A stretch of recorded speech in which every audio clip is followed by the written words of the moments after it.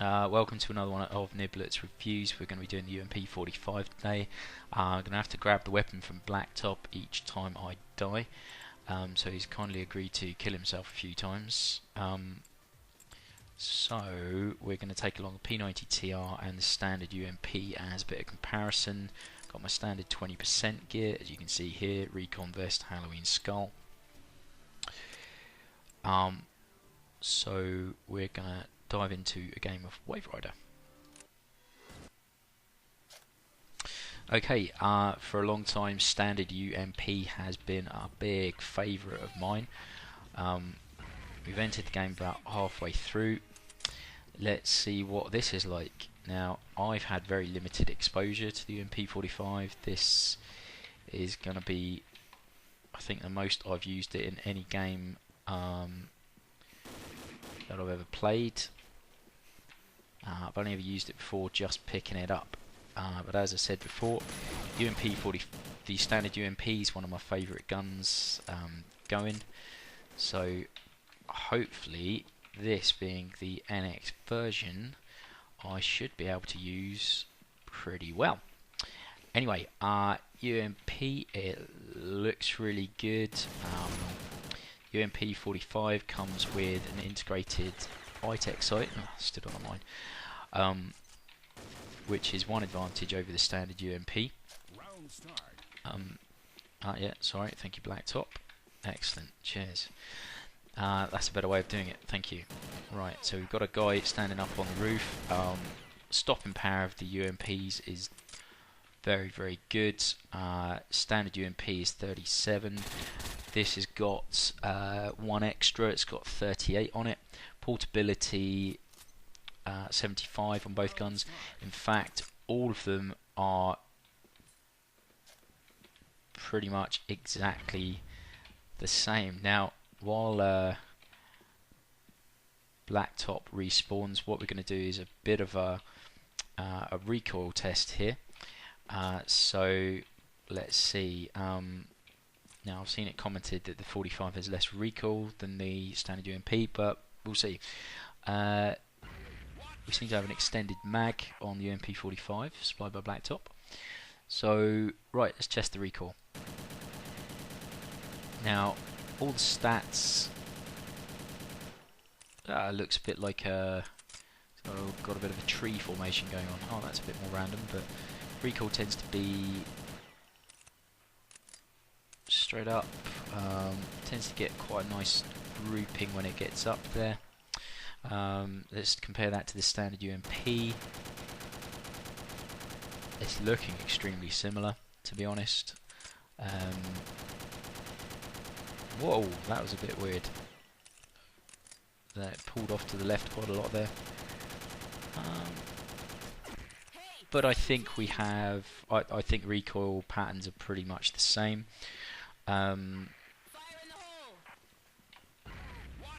Right, excellent, thank you. Now, let's go and try and kill some people. Now, I mentioned that the rest of the stats for these two guns are the same. Owned. Right, portability 75, rate of fire 79, accuracy 67.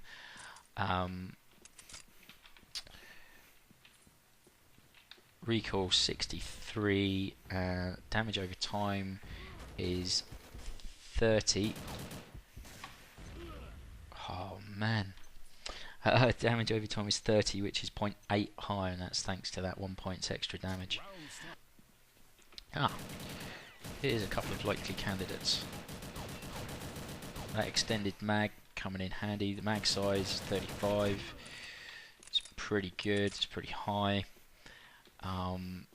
Portability on this gun is I think it feels really quite quick.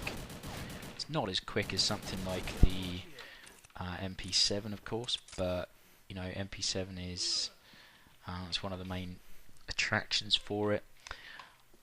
Now, but then again, it does have a lot more. Well, a lot more. It has a couple more points damage. Kills people really nice and quickly. That extended mag, I can highly recommend it. allows you to stay in the fights a little bit longer. Puts you up to the same sort of equivalent size as the P90s. I seem to be back raping a lot of people at the moment.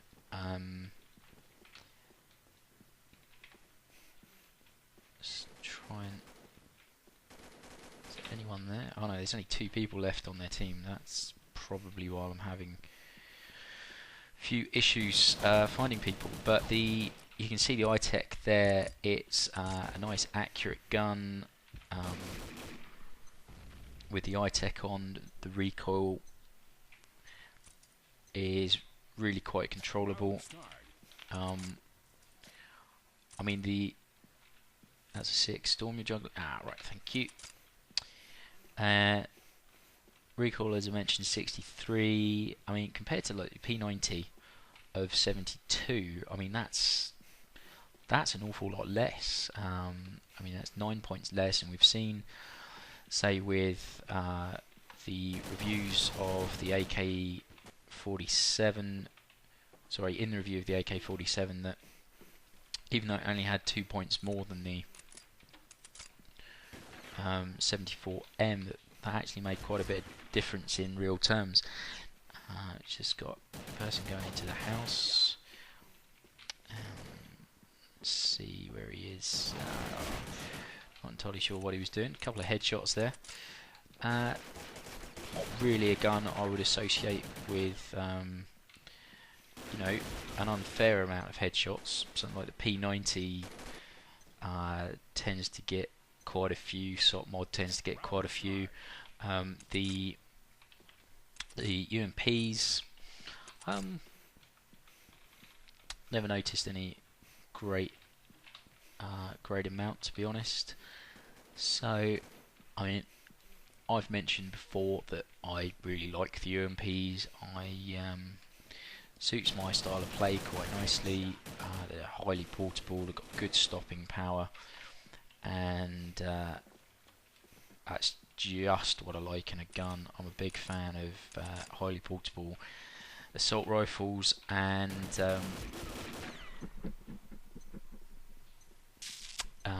in essence SMGs, because most of them are highly portable as you go. So,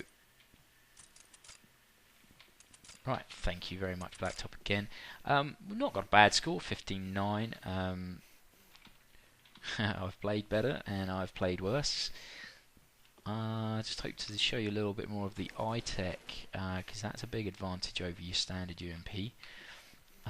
One of the main questions you're going to be asking yourself is the UMP-45 worth spending the NX on if, like me, you already have the standard? Because lucky bastard.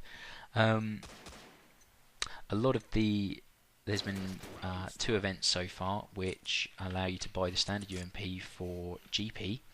I bought mine on the first event, and you know, we've got it's hard to justify spending, what is it, 20,000 NX on a gun that you know, is not that much worse. I think it sounds better than the standard UMP. That might be just my imagination, but to me it sounds better. I like the fact it's got the integrated sight, and I like the fact it's got 1 more damage. Now, is the integrated sight and 1 more damage necessarily worth the money? Well, I think it's up for you to decide. UMP-45, both of these, both of those guns I highly recommend. Really good stopping power, really good portability.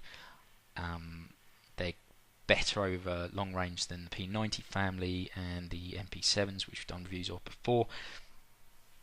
Yeah, if you haven't got the UMP and you want to spend some NX on an SMG, highly recommend the UMP-45. I think it's a brilliant gun.